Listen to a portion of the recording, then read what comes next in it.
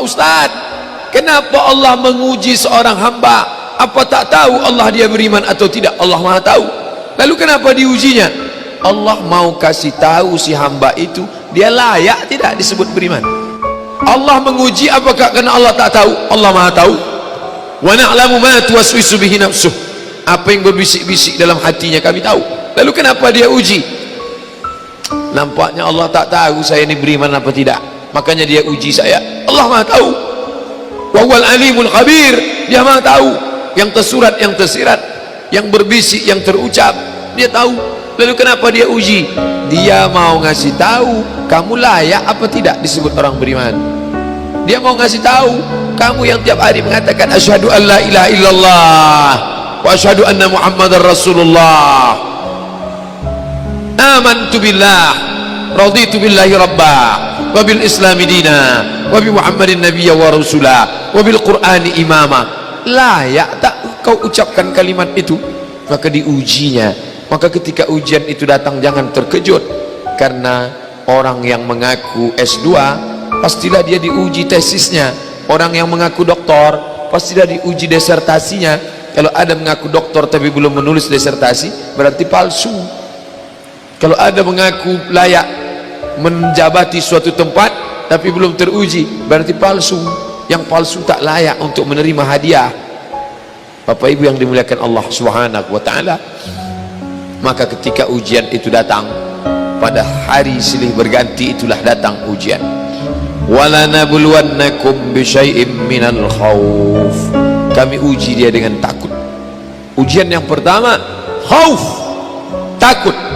Yang kaya takut miskin, yang senang takut susah, yang sayang pada anak takut anak mati, yang sayang pada ayah takut, yang punya istri takut istrinya meninggal, yang punya suami takut suaminya mendahului dia. Takut. Apakah takut itu bisa membuat orang menjadi kafir? Ya, saking takutnya miskin menghalalkan segala cara yang mestinya bukan hak milik dia, dipindah alih nama, menyogok riswah, memakan dengan cara batil. Mengapa orang menjadi menghalalkan segala cara? Yang pertama karena takut. Betapa rasa takut kalau sudah menguasai orang, dia bisa membuat orang menghalalkan segala cara. Seorang istri terlalu takut kehilangan suami, bisa jadi dia menjadikan cara-cara yang tidak disyariatkan Allah. Dandanannya tidak lagi menurut tuntunan Al-Quran, raut wajahnya tidak lagi memakai pakaian yang dibenarkan syariat Islam. Apa yang membuat orang melakukan perbuatan haram? Takut. Artis ingin eksis di panggung hiburan, maka dia buka yang tidak semestinya dilihat oleh bukan mahramnya. Apa yang membuat orang takut? Takut, takut, takut. Walanabluwannakum bisyai'im minal khauf. Kami uji kalian dengan rasa takut. Walju', lapar. Lapar, di mana letak lapar? Perut. Berapa panjang perut? Sejengkal. Gara-gara perut yang sejengkal orang menghalalkan segala cara. Sejengkal perut, sejengkal di atas pusar, sejengkal di bawah pusar. Nafsu perut, nafsu syahwat.